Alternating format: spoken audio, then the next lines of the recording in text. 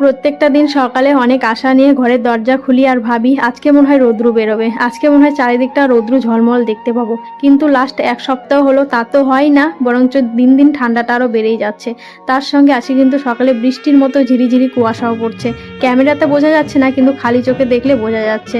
আমি তো তাও অনেক লাকি যে সকাল 8টা সাড়ে 8টায় উঠতে পারছি। কোনো কোনো বাড়ির বউয়ের কত কষ্ট বলো, এত ঠান্ডার মধ্যে ভোরবেলা উঠতে হয়, 4টে সাড়ে 4টে 5টা। তবে সামনে শুক্রবার থেকে আমাকে ভোরবেলা না হলেও অন্ততপক্ষে সকাল 6টার দিকে উঠতেই হবে, তার কারণ মেয়ে স্কুল খুলতে চলেছে। আর ওটা ভেবে ভেবেই আমার গা হাত পা ঠান্ডা হয়ে যাচ্ছে। আর আজকেও ভাবছি একদম স্নানটা সেরে নেবো। তো বলতে বলতে আমার স্নানও হয়ে গেল। শীতের দিন সবচেয়ে বড় আর কষ্টের কাজ হচ্ছে স্নান করা। সকাল সকাল স্নান পুজোটা হয়ে গেলে মনে হয় বিশাল বড় একটা কাজ হয়ে গেল। আজকে আর ঠাকুর ঘরে পর্দা খুলবো না, কারণ বাইরে প্রচণ্ড হাওয়া দিচ্ছে, কারণ জানালার নিচেই তো আমার ঠাকুরগুলো বসানো আছে। তো আজকে যেহেতু সোমবার, শিবলিঙ্গকে আমি জল অর্পণ করলাম, তার সঙ্গে মুছেও দিলাম যেহেতু ঠান্ডার দিন।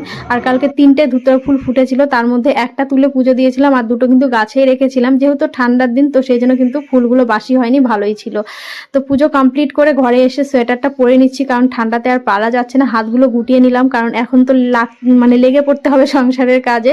আর কালকে হাজব্যান্ড সকালবেলা ভাত খায়নি জন্য ভাত অনেকটাই বেঁচে গেছে, তো সেই জন্য আজকে সকাল সকাল ভাত ভাজা করব। আর আজকে একটু কম সম করে রান্না করতে হবে, কারণ কালকে যেহেতু একাদশী আছে। আর কালকে মা আসবে, হ্যাঁ কালকে আমার শাশুড়ি মা আসবে, যেটা ভেবে ভেবে আমার অনেকটাই আনন্দ হচ্ছে। এমনটা না যে মাকে দিয়ে অনেক কাজ করাবো, সংসারের বেশিরভাগ কাজ তো আমিই করি। তবে টুকিটাকি কাজগুলো যেমন জল ভরানো, ঠাকুরের বাসন মেজে দেওয়া, এগুলো মা করে দেয় জন্য অনেকটা সুবিধা হয়। তো মা কালকে মোটামুটি 2 সপ্তাহর বেশি হলো বাড়িতে নেই। কালকে আসবে, আর বাড়িতে একা একা ভালোও লাগে না, ফাঁকা ফাঁকা লাগে।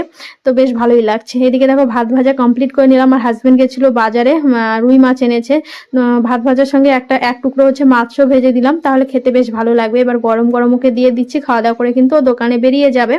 আর আমার মেয়ে উঠে গেছে, উঠে অনেকক্ষণই বসেছিল। আমি বললাম মা তুমি বিছানায় থাকো, আমি হচ্ছে বাবাকে খেতে দিয়ে তারপর হচ্ছে তোমাকে জামা টামা পরিয়ে দেবো। ও তো নিজে নিজে পারে না। তারপর ঘরে এসে ওকে সোয়েটার, তারপর মুজো টুজো এগুলো পরিয়ে দেবো। আর সকালবেলা করে ওর মুড বেশিরভাগই খারাপ থাকে, আজকেও কিন্তু খারাপ ছিল, খুব একটা ভালো ছিল না। ব্রাশ করতে চাচ্ছিল না। এই যে দেখো ব্রাশ দিচ্ছি, নেবে না, না আমি করবো না, মুখ ধুবো না, আসলে ঠান্ডার জন্য হয়তো। আর এইভাবেই রাগ দেখে গেছে, দেখো ব্রাশটা কেমন ভাবে পোলের সঙ্গে ঘষে দিল। এদিকে ওর বাবা বেরিয়ে গেল, হচ্ছে মেয়েকে কোনো রকম করে জোর করে মুখ ধুয়ে দিলাম। তো যাই হোক এখন একটু মুখটা ভালো হয়েছে। তারপর ক্রিম লাগিয়ে দিলাম। এবার হচ্ছে 1 গ্লাস জল দিলাম, গরম জল, বললাম বসে বসে খাও, এরপর তোমাকে ভাত খাইয়ে দেবো।